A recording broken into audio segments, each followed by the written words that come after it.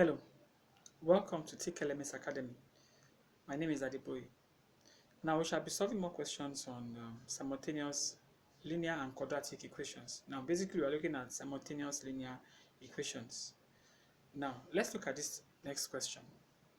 It says solve the simultaneous equations 1 over 2x plus 1 over 3y equals to 4, and then 1 over 4y minus 1 over 3x equals to 1 over 6.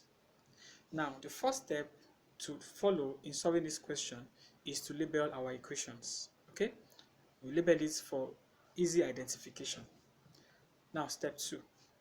It says clear the fractions or denominators. That is the next step in this particular case.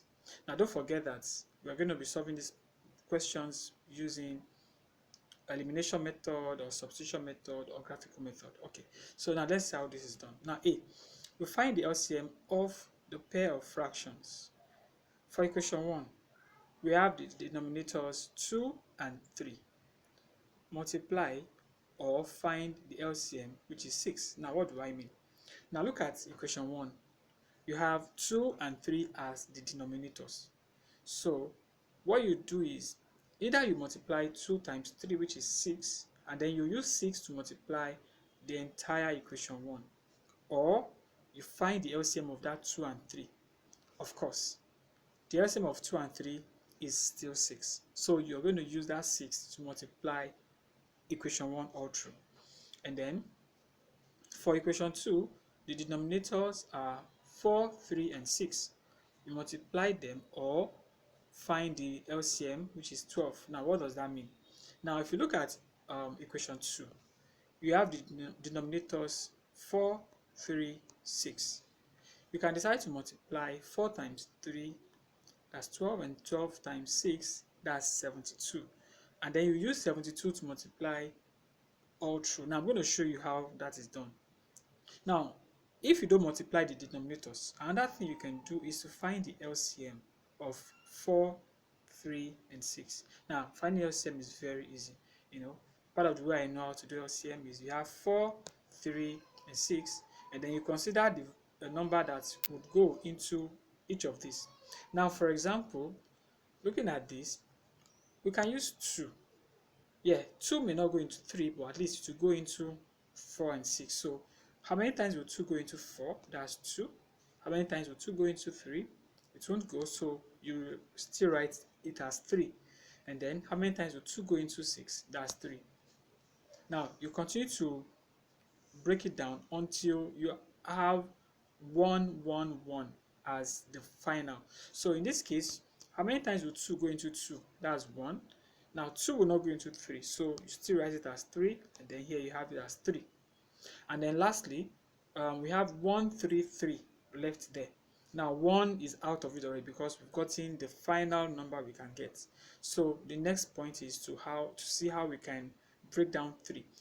Now 3 will go into 3, so we're going to use 3 to divide all through. So 3 into 1 is impossible, so we just have it as 1. 3 into 3, we have 1 and 1.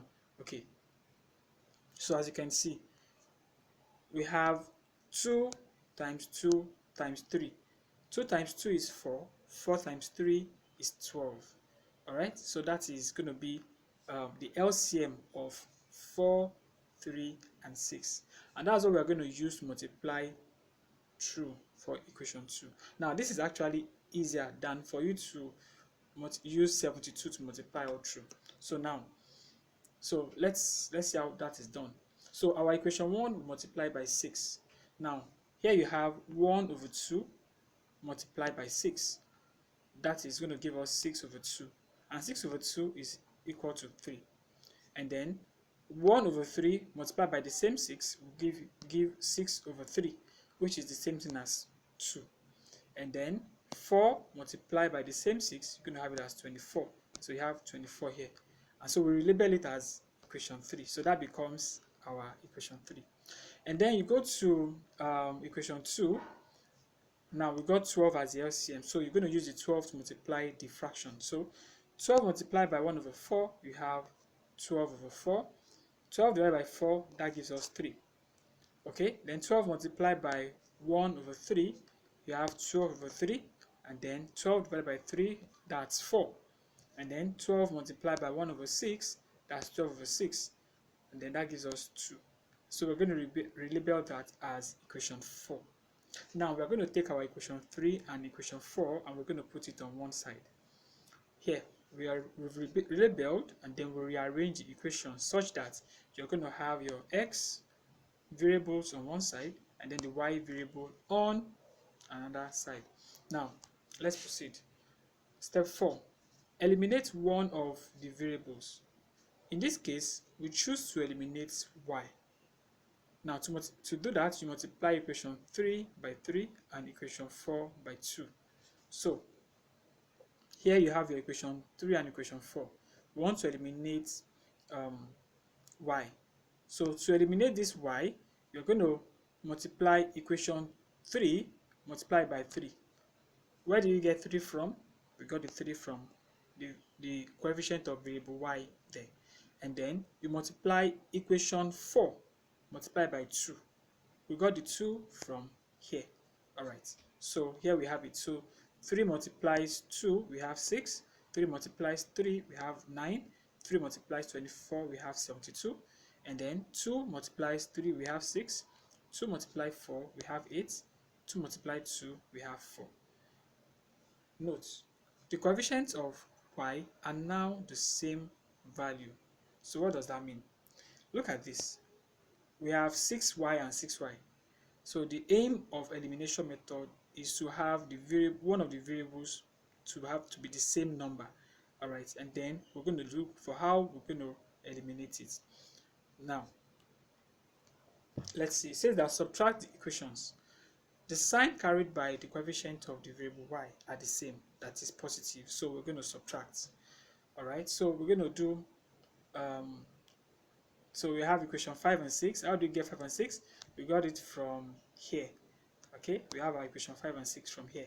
Alright, now we're going to have 6y minus 6y. We are left with 0. Okay, and then positive 9x minus negative 8y. Alright, so this negative is coming from where we have in the equation itself. Now this negative is coming from the fact that we are subtracting, which is we have to minus. Alright, so 9 minus minus, that would be 9 plus 8, and that gives 17. So we have 17x over there, and then 72 minus 4, we have 68. Alright, so with that, we have 17x equals to 68, and then we want to find the value of x. Now to find the value of x, we are going to look at the next step. It says find the value of x by dividing both sides by 17. Now when you divide both sides by 17, you're going to have 4. Alright. Now we've gotten the value of x. Then we need to get the value of y. To get the value of x, it says you substitute 4 for x in equation 3. Now we can use any of the equations, okay? We can use equation 1 to 6, but here we choose to use equation 3. So here we have 2y plus 3 into brackets 4 equals to 24. 3 multiplied by 4, that gives 12, and then you have, you collect like terms. The like terms there, you have 12 and 24. They are like terms because they do not have the variable y. Alright, so you have 24 minus 12, you have 12, and then divide both sides by 2, you're going to have y equals to 6. Alright, so as you can see, we have the solution to the question. So x equals to 4 and y equals to 6. Now, I believe that you're watching this video tutorial because you want to know more about solving simultaneous linear and quadratic equations, and I hope this video has been very helpful to you. Now, the fastest way by which you can learn is by enrolling in our online course. Now, we've made several videos in mathematics, and we have quizzes at the end of each of the episodes that we made. And the essence of those quizzes is to assess your progress on what you've learned so far.